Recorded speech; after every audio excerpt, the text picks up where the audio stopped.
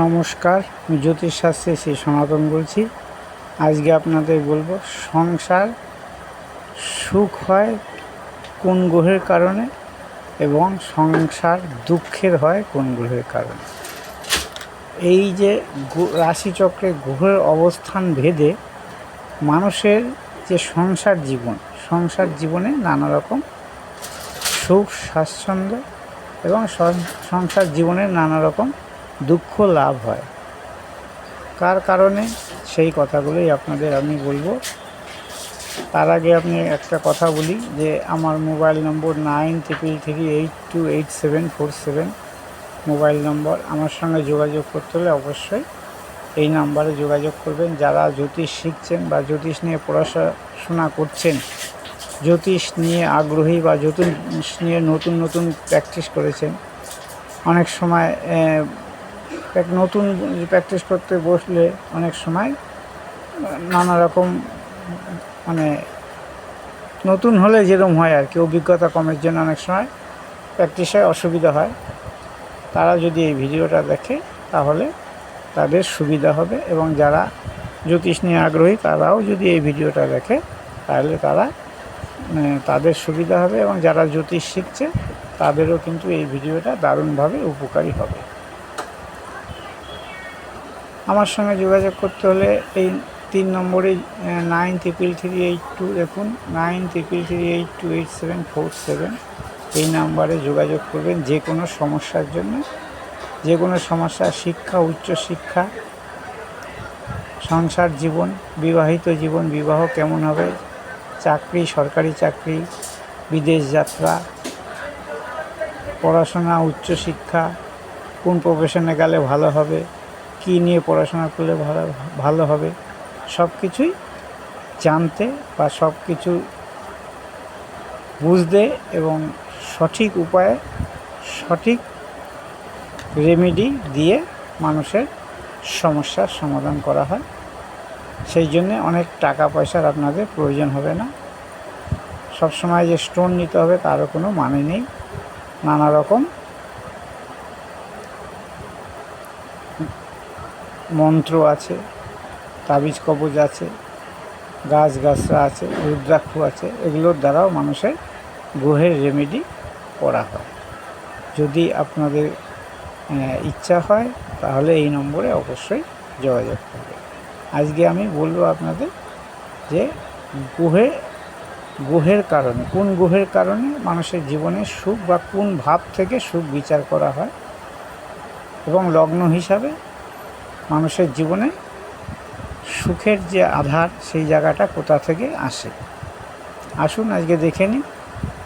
ধরুন লগ্ন হচ্ছে মেষ লগ্ন, এই লগ্ন হচ্ছে মেষ লগ্ন। যদি মেষ, তার গৃহ সংসার কোথা থেকে, বা গৃহ সংসারটা ধরা হয় চতুর্থ থেকে। এই চতুর্থ কর্কট, মেষ লগ্ন হলে চতুর্থ হবে কর্কট। এই চতুর্থ থেকেই আপনার গৃহ সংসার সুখ হবে কিনা, গৃহ সংসারে সুখ বা গৃহ যে আরও যে প্রতিবেশী আছে বা গৃহের যে আরও যে সদস্য আছে তাদের সঙ্গে আপনার জীবনের যে সুখ ভোগ সেটা কতটা বাস্তবে পাওয়া যাবে, সেটাই এই চতুর্থ থেকে বিচার করা হয় জ্যোতিষশাস্ত্রে। এই চতুর্থ থেকে, এই চতুর্থ ভাব যদি শুভ হয় তাহলে মানুষের জীবনে সুখের সম্ভাবনাটা, গৃহসুখটা সম্ভাবনাটা একটু বেড়ে যাবে। আর যদি চতুর্থে যদি ভাব শুভ না হয় বা চতুর্থপতি যদি শুভ জায়গায় অবস্থান না করে তাহলে কিন্তু গৃহসুখের সম্ভাবনা কম। তাহলে এবার দেখে নিই, লগ্ন যদি এরকম মেষ হয় তাহলে চতুর্থপতি কে?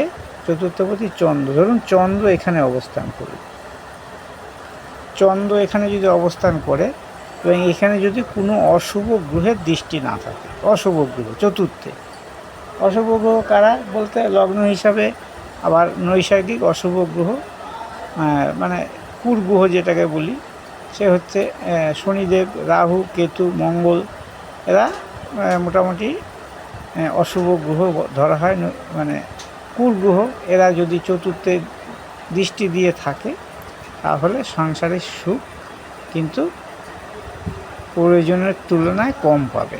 মানে যতটা পাওয়ার কথা, চন্দ্র থাকার জন্যে যতটা পাওয়ার কথা, কিন্তু অশুভ গ্রহ দৃষ্টির জন্যে সেই পাওয়ার সম্ভাবনা কিন্তু কমে যাবে যদি চতুর্থে চন্দ্রের সঙ্গে অশুভ গ্রহ দৃষ্টি দেয়, বা অশুভ গ্রহ এইখানে ধরুন একটা অশুভ গ্রহ চন্দ্রের সঙ্গে রয়েছে, ধরুন শনিদেবী রইল, আর শনি চন্দ্র যদি যোগ হয় চতুর্থে, তাহলে কিন্তু গৃহ সংসারের যে সমস্যা সেটা কিন্তু গৃহ সুখ পাওয়ার যে সময় সেটা কিন্তু কম পাবেন। যদি আপনার 100% পাওয়ার, যদি 100% মানব জীবনে গৃহসুখ কেউ পায় না, তবু আমি বলছি যদি উদাহরণস্বরূপ 100% পাওয়ার সম্ভাবনা থাকে, সেটা অনেক কমে যাবে। শুধু চন্দ্র যদি একা থাকতো তাহলে হয়তো 60-70% আপনার সুখ পাওয়া যেত। কারণ এখানে আবার 3টে নক্ষত্র থাকে, এখানে তো চন্দ্র নিজের নক্ষত্র নেই, চন্দ্র ধরুন দেখা গেল শনির নক্ষত্র রয়েছে, সেই ক্ষেত্রে আপনি গৃহসুখের পরিমাণ কম পাবেন। চন্দ্র যখন বুধের নক্ষত্র রয়েছে, সেই ক্ষেত্রে চন্দ্র বুধের শত্রু, সেই ক্ষেত্রে গৃহসুখের পরিমাণ কম হবে। চন্দ্র যদি আবার বৃহস্পতির নক্ষত্রে থাকে, তাহলে আবার গৃহসুখটা পাওয়ার সম্ভাবনা বেড়ে যায়। এবার এই হলো চন্দ্র থেকে ধরলাম চন্দ্র যদি থাকে। এবার চন্দ্রর জায়গায় যদি ধরুন বৃহস্পতি থাকলো, বৃহস্পতি ধরুন এখানে বৃহস্পতি থাকলে, বৃহস্পতি কর্কটে উচ্চস্থ হয় এবং এইখানে বৃহস্পতি নবমপতি, মেষ লগ্নে বৃহস্পতি নবমপতি হিসাবে চতুর্থে আছে, তাহলে ভাগ্যে সুখ থাকা দরকার। চতুর্থ থেকে যদি সুখের বিচার হয়, কিন্তু এই এই ধনুর যে অধিপতি সে আবার দ্বাদশপতি, মিনের অধিপতি, তা দ্বাদশপতি হিসাবে যদি আবার চতুর্থ থাকে, তাহলে কিন্তু কিছুটা মানে প্রভাব কমবে বা অশুভ দেখা দেবে। যদিও বৃহস্পতি এখানে উচ্চস্থ হয়, কিন্তু বৃহস্পতি তো উচ্চস্থ হয় একটা ডিগ্রি আছে, সেই ডিগ্রি আগে পিছে যদি থাকে, তাহলে সংসারের সুখ মোটামুটি থাকবে। আর যদি উচ্চ ডিগ্রিতে থাকে, তাহলে সংসারের সুখ ভালো হবে। যদি বৃহস্পতি এখানে নিজের নক্ষত্র পায়, নিজের নক্ষত্র বলতে 7 নম্বর নক্ষত্র, যদি শনির নক্ষত্র পায় কিংবা বুধের নক্ষত্র পায়, তাহলে কিন্তু গৃহসুখের মাত্রা কমে যাবে। এইভাবে যদি বিচার করা যায়, বা এইভাবে এরম যদি কারো গ্রহচক্রে এরম থাকে এবং এই বৃহস্পতির উপর কোনো অশুভ গ্রহের দৃষ্টি বা অশুভ গ্রহ সংযোগ যদি না হয়, তাহলে আপনার গৃহসুখ কিন্তু মোটামুটি পাওয়া যাবে। গৃহসুখ সবাই তো আর গৃহসুখ পায় না, বেশিরভাগ মানুষের এখন যা মানুষের জীবনযাপন, গৃহসুখ পাওয়া মুশকিল। কিন্তু এই সংযোগ যদি থাকে, তাহলে কিন্তু মানে গৃহসুখ মানে বেশিরভাগ ক্ষেত্রে পাওয়া যায়। আর যদি অশুভ গ্রহ, ধরুন বৃহস্পতি শনি যদি যোগ হয়ে থাকে, বা বৃহস্পতি মঙ্গল যোগ হয়ে থাকলো, এই মঙ্গল অশুভ গ্রহ এবং এইখানে মঙ্গল নিচস্থ, আবার বৃহস্পতি উচ্চস্থ, দেখুন এইখানে কিন্তু গৃহসুখ কিন্তু মধ্যম প্রকৃতির হবে। মঙ্গল লগ্নপতি চতুর্থে থাকলে সে কি চাইবে না, সুখে থাকার একটা চেষ্টা করবে। কিন্তু যেহেতু মঙ্গল এখানে নিচস্থ এবং মঙ্গল বৃহস্পতি সংযোগে জন্য বৃহস্পতি যে পাওয়ারটা ছিল, সেই পাওয়ারটা মঙ্গল কিছুটা কেটে দেবে, কারণ মঙ্গল এখানে নিচস্থ এবং চতুর্থে মঙ্গল থাকলে মাঙ্গলিক দোষ হয়। কিন্তু মঙ্গল থাকলে মাঙ্গলিক দোষের জন্যে সেটা বিবাহের সম্পর্ক খারাপ হয়, কিন্তু বিবাহের সম্পর্ক খারাপ হলে সংসার জীবনও খারাপ হবে। এই জন্য চতুর্থে মাঙ্গলিক বলা হয়। এই মঙ্গল অবস্থান চতুর্থে কোনো রকমভাবেই ভালো নয়, সেখানে গৃহসুখের আপনার ব্যাঘাত ঘটবে। এখানে যদি বৃহস্পতিযুক্ত রাহু থাকে, বৃহস্পতিযুক্ত রাহু রইল, ধরুন বৃহস্পতিযুক্ত